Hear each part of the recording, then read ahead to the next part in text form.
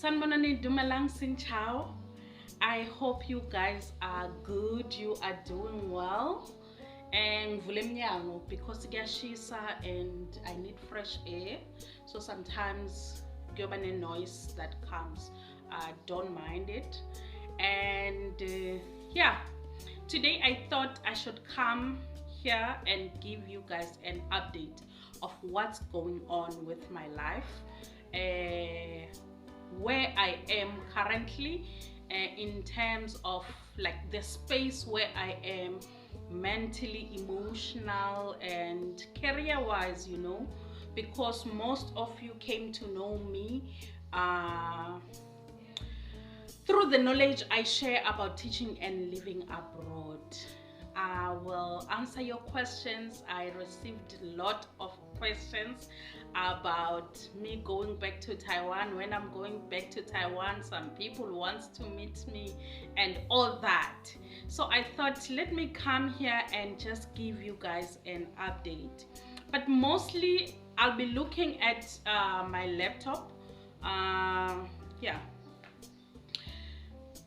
This conversation was inspired by a chat I had with a subscriber, and I don't know if you mind if I mention your name. Her name is Koliwe Magaza.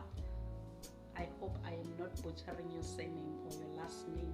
Koliwe Magaza, and she was like, "Hi Judy, trust you are good. Did you go back to Taiwan? Yazi, I'd like to thank you for the plug-in. The plug into ESE, Emirate School Establishment. I made it to the UAE. All this information I saw it YouTube page Komdase. And I was like, oh wow, Koliwe, these are really great news. I'm super happy for you. Make us proud there. Okay? And then, did you go back to Taiwan? And she said, I will. I said, thank you. And I said, thank you for the feedback. Seeing you guys making it. Aibo lembungane the fly. Okay. Thank you for the feedback. Seeing you guys making it out there really makes my heart skips. You guys hearing testimonies after testimonies. This makes my heart like skips a million times. I'm like, God, your work is done. Your work is done. And she was like, Siyabonga, when am I dear? What's up? Are you taking a break? And for a second I was taken aback, because really I don't know whether I'm taking a break or what's going on. To be honest with you guys, I'm in a space where I just don't know where my direction is going. I don't know where I am. I don't know where I am going.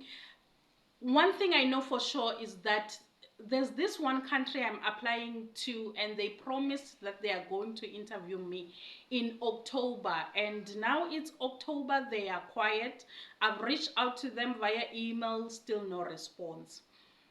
And yeah, I am currently back home, and my response to her was like, to be honest with you, I don't know what's up with me. I'm not taking a break, but I'm taking a break. And yeah, kuhlangahlangene guys. Kuhlangahlangene? I really don't know. Coming back from Taiwan, my aim was to go back to Taiwan and teach in another city. In January, take my daughter with. That's the plan I had when I left Taiwan. But when I came here at home, a lot of things happened, personal things, and yeah, a lot of things happened. And when I left Taiwan, remember I did not renew my contract with my former school, and they were so hurt, heartbroken, and angry with me. Okay, you guys, Pella, I'm cooking. Let me go check my pots and I'll be back now. Okay, yeah, I was saying I'm cooking pap, sausage, and a gravy. on the side. So the pap, the sausage, I am just frying it with onion rings, and yeah, that's it. So I was saying that when I left Taiwan, remember I did not renew my contract, and my school was angry. But then I reached out to my agency. I told them like 3 months prior. Oh my goodness. How am I gonna make I'm always shy making my videos when these people are in the house already. Good afternoon, my KK. How are you? How was your day? Okay. Good afternoon, Malmensibi. Malmensibi, good afternoon. Oh, when I just saying does.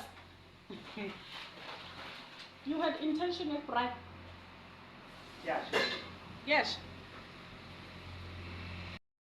Ufuna uvele ama-video nikusha kuyovela njani ama-video nikusha ensimbi hayi utosebenza gogo hayi khona. Okay, ungahlala emotini just for 3 minutes ngiyocetha la. I'm always shy when you guys are here. Yeah. Just 5 minutes and then I'll be done. 7. Nawuvula amabhokana. Thank you. Nawubuya ngiyakuphakela Nsimbi, ngicedzile kupheka. Nawubuya ngiyakuphakela. Thank you.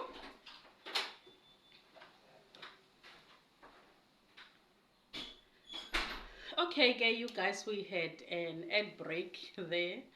And yeah, so I reached out to my agents and I told my agents that I would like to change a city, and I stated my reason that I am thinking of bringing my daughter, and this information I had given them upfront even during my initial application, mind you. So now I told them that I am thinking of bringing my daughter in January, and I'd like to change a city because the city or the place where I was staying is just in remote areas, and I think it won't be conducive for my daughter. It is okay for me, but it won't be conducive for my daughter. And they were like, oh, okay, it's fine. They hear me. They told me they were still going to wait for the bidding. You know that how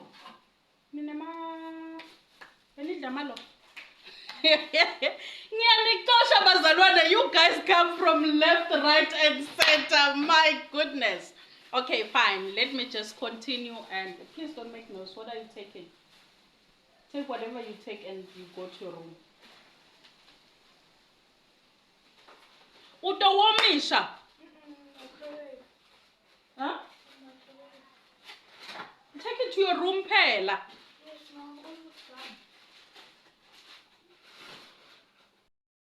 Maybe a pick and pay. Ah, next time a spa. What was a spa? Oh, yeah. Abazalwana nikoshele. Hayi abaxosheki labazalwana.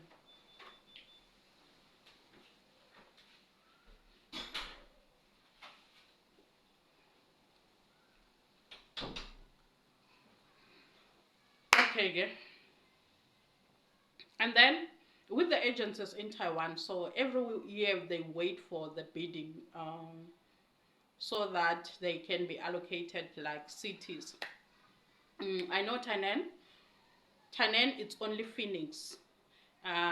Those who came year ago with Taiwan, they were now moved to Phoenix Group Asia.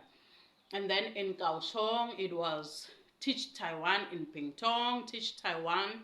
I think Hsinchu as well is Phoenix Group Asia. So it depends on the cities and the areas and also the types of program. So they were like to me, okay, we are still waiting for the bidding, but we'll let you know. Surely we will place you in the city of your choice. And I gave them 2 cities of my choice, you know. Okay, fine. I came to South Africa and yeah, was on holiday, and yeah, A lot happened. Ngatithola relationship and all that, but we're not gonna go to that, you know. The relationship is going well, and yeah, back in Pumalang. Okay, fine. I stayed in Pumalanga for a month, and yeah, I kept on communicating with my agents, but I realized that my agents is not on my side, you know. They keep on postponing and all that, and later I find out that they are ganging up with my school. They are both angry that I did not renew the contract, and they just did not want to be upfront with me, you know. So fine, I was like, okay, it's okay. If they don't want to place me, it's okay. I started looking for jobs for myself again. I got a job via Premium PD, and yeah, but I was not ready to go back to Taiwan, and I told them that I will only be able to go back to Taiwan at like in September. That was still end of August, yeah. So I told them I'll only be able to go back to Taiwan in September. Okay, fine. And then after I spent a month in Pumalanga, I came to Cape Town, and I stayed in Cape Town, but still I couldn't go back to Taiwan because of what was holding me back, you know. And I kept on communicating with the school, and they told me that they understand my situation. They will give me until the end of September. If still I can't go to Taiwan by the end of September, then I'll forfeit my contract. They will have to find a new teacher for the school, you know, because the academic year is going. They could not wait for me, and I was not giving them a straight answer in terms of when am I going to fly back to Taiwan. So yeah, end of September came, and I forfeited my contract with the school. Fine, I'm sitting here at home. Mind you guys, tomorrow, next week marks 3 months here at home. It means that it's been 3 months without a salary. Finances are I'm not in a good state financially. You know my story about finances. And it's not like now I was misusing the money. It's just that there's a book that I was reading, and it talks about, have you ever found yourself in a situation where uh, you snooze your alarm for 5 minutes and you find yourself late for work for 10 minutes, and then now it forces you to finish your work 15 minutes later, and then now you are 20 minutes later in your children's school. So you are 20 minutes later from fetching your children, and then dinner now it's eaten 30 minutes later. So my financial situation, I think it's something like that I couldn't manage it in the beginning stages, and it was a lot, but I was like trying to rectify that.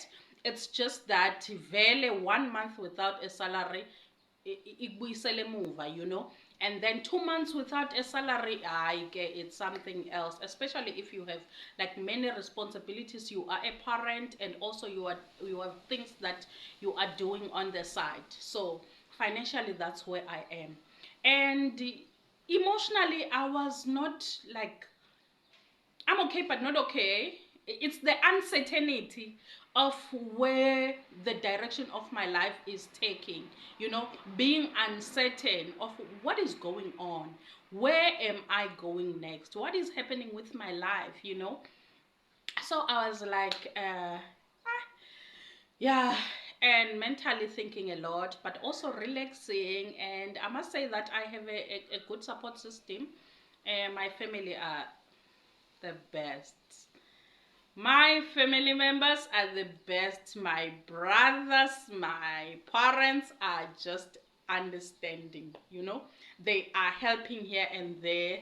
Like my dad is helping with the car, and my brother is helping with the groceries and all those things, you know. So, yeah, and in the midst of all that, you guys, it's not like I'm not getting offers. Remember, I had the offer for Uzbekistan, and I declined that. And I am accepted for a master's degree in Australia for 2024, but I don't think I will go to Australia because of finances. I won't be able to finance that course on my own. I need a scholarship, and I've been trying applying for scholarships, and yeah, so far nothing promising. So I'm thinking maybe I'm not gonna go, though I want to pursue my studies. And you guys, my highest degree is like bachelor's, so I was avoiding to do honors here in South Africa. You know, before you go to masters here in South Africa, you have to do honors, and I was avoiding that. Abroad, you can just move from 4 years degree to masters. Hence, I applied in Australia, and I got an offer from the University of Sydney, but I don't think I will go because of finances. However, if God decide to intervene and I get a scholarship, then I am going to Australia to pursue my studies. And now, while phela mina, I'm like, if I have the time, I have the resources, I use that.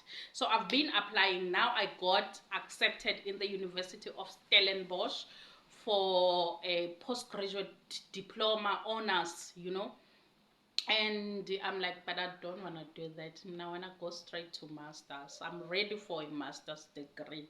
And let me put it out there.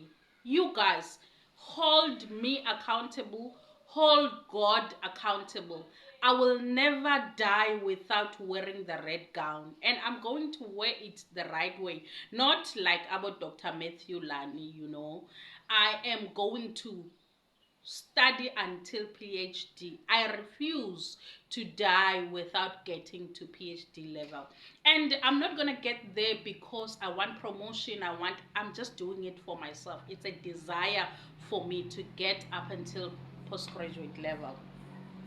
So yeah, you guys, and now I'm like, okay, girl, what's next? And yeah, I told you that I got an offer from the University of Hale in Saudi Arabia, and I was like, okay, should it just accept the offer? And I accepted the offer, and now we are starting with the processes. You guys, relocating to Saudi Arabia, oh my goodness, is hella expensive.